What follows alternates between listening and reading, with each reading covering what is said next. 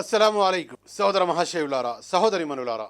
ఖురాన్ మరియు హదీసుల్లో ఒక విశ్వాసి, ఒక ముస్లిం తను సాఫల్యం చెందాలంటే, తనకు మోక్షం సిద్ధించాలంటే, తను అల్లాహ్ను సంపూర్ణంగా విశ్వసించి అల్లాహ్ పంపించినటువంటి సర్వమానవాళి ప్రవక్త, చివరి ప్రవక్త, మానవ మహోపకారి ముహమ్మద్ సల్లల్లాహు అలైహి వసల్లం వారిని కూడా విశ్వసించి వారు చూపిన సంపూర్ణ మార్గంలో నడిచి వారిని తమ ప్రాణం కంటే కూడా ఎక్కువగా అభిమానించినట్లయితే రేపు ప్రళయం రోజు ఆ మానవ మహోపకారి ముహమ్మద్ సల్లల్లాహు అలైహి వసల్లం వారి సాంగత్యం, సహచర్యం మీకోసం లభిస్తుంది. మరి మీరు ఆలోచించాలి, మీరు ఎవరినైతే అభిమానిస్తున్నారో నేడు ఈ లోకంలో, మీరు ఎవరినైతే అనుసరిస్తున్నారో, లేక ఎవరి హావభావాలు, ఎవరి మాట తీరు, ఎవరి నడక తీరు, ఎవరి యొక్క వేష భాషలు, వస్త్రధారణ, లైఫ్ స్టైల్ మీరు ఎవరిదైతే అనుసరిస్తున్నారో వారు రేపు ప్రళయం రోజు వారి సహచర్యం మీకు లభిస్తుందా అనేది ఆలోచించాలి.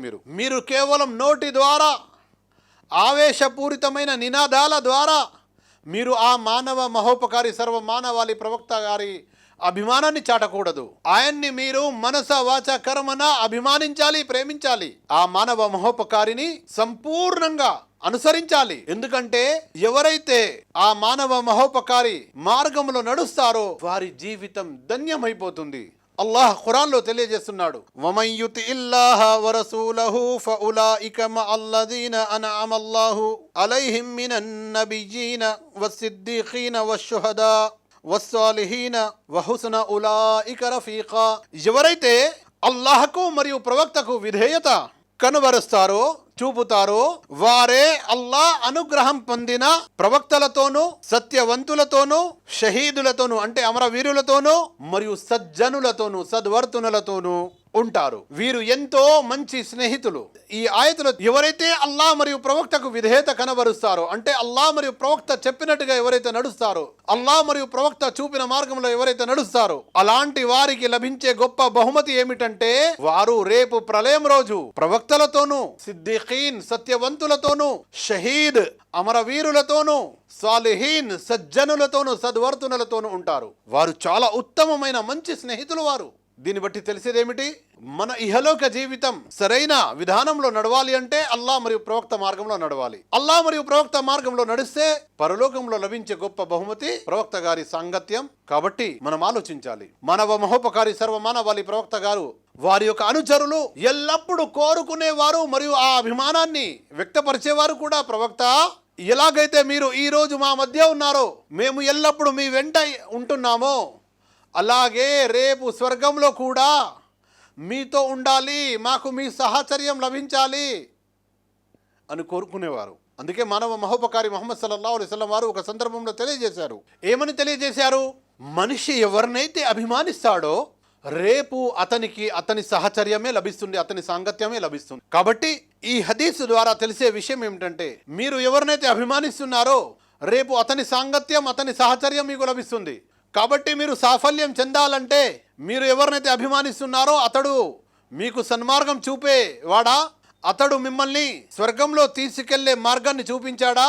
అతడు మిమ్మల్ని స్వర్గానికి దారేదో, ఇహలోకంలో ఉత్తమమైన జీవన విధానం ఏదో చూపించాడా అనేది మీరు ఆలోచించాలి. మీ యొక్క లైఫ్ స్టైల్, జీవన విధానం అతన్ని చూపిన మార్గంలోనే ఉండాలి. అప్పుడే మనం సాఫల్యం చెందుతాము. ఆ మానవ మహోపకారి ముహమ్మద్ సల్లల్లాహు అలైహి వసల్లం వారిని ప్రవక్త గారి శిష్యులు అడిగారు, మీ యొక్క సహచర్యం మాకు లభించాలంటే మేమేమి చేయాలి అని అడిగినప్పుడు వారి సహచరులు ఏమన్నారో తెలుసా? మీరు అధికంగా సజ్దాలు చేయండి. అంటే మీరు చేస్తున్నటువంటి ఫర్జ్ నమాజులే కాకుండా అధికంగా నఫిల్ నమాజులు కూడా చదవండి. ఎవరైతే అల్లాహ్ యొక్క ఆరాధనలో సంపూర్ణంగా లీనమవుతూ అల్లాహ్ ఆరాధనకు దగ్గరవుతాడో అతనికి నేను కూడా దగ్గరవుతాను, అతడు నాతో పాటు ఉంటాడు, అతనికి నా సహచర్యం లభిస్తుంది, నా సాంగత్యం లభిస్తుంది. ఇదే ప్రవక్త సల్లల్లాహు అలైహి వసల్లం వారి బోధన. ముస్లిం సమాజమా, ఈరోజు మీ నినాదాలు, ఈరోజు మీ యొక్క ఆవేశపూరితమైనటువంటి అభిమానాన్ని వ్యక్తపరచడం ప్రవక్త గారి యొక్క సహచర్యం లభిస్తుందా? ఎంతవరకైతే ప్రవక్త గారి బోధనలపై ఆచరణ ఉండదో అని ఆలోచించాలి. ప్రవక్త గారి బోధనల్లో అతి ముఖ్యమైన బోధన తౌహీద్, తర్వాత నమాజ్. ఆ నమాజ్ మనలో ఉందా అనేది మనం ఒక్కసారి ఆత్మ విమర్శన ఒక్కసారి మనం ఆలోచించాలి. కాబట్టి చివరిగా చెప్పే అతి ముఖ్యమైన విషయం ఏమిటంటే, ప్రవక్త గారి బోధన ద్వారా మనం ఎవరినైతే అభిమానిస్తామో అతని సాహచర్యం మనకు లభిస్తుంది. కాబట్టి ఇహలోకంలో మనం ఎవరెవరినైతే అభిమానిస్తున్నామో వారు తాత్కాలికమైనటువంటి వారే. వారి ద్వారా పరలోకంలో మనకు ఎలాంటి లాభం ఉండదు. పరలోకంలో మన కోసం మంచి మోక్షం లభించాలి అంటే, పరలోకంలో మనం సాఫల్యం చెందాలి అంటే తప్పనిసరిగా అల్లాహ్ మరియు ప్రవక్తను విశ్వసిస్తూ ఆ ప్రవక్త యొక్క సహచర్యంలో సహబాలు ఎలాగైతే జీవితం గడిపారో అలాంటి జీవితాన్ని మనం గడిపి ఆ ప్రవక్తను మన ప్రాణం కంటే ఎక్కువగా ప్రేమించి అభిమానించి అతని మార్గంలో నడిస్తే మనం సాఫల్యం చెందుతాము. అల్లాహ్ మనకు ఆ ప్రవక్తను మన ప్రాణం కంటే ఎక్కువగా ప్రేమించి అతని మార్గంలో నడిచే సద్బుద్ధి ప్రసాదించుగాక.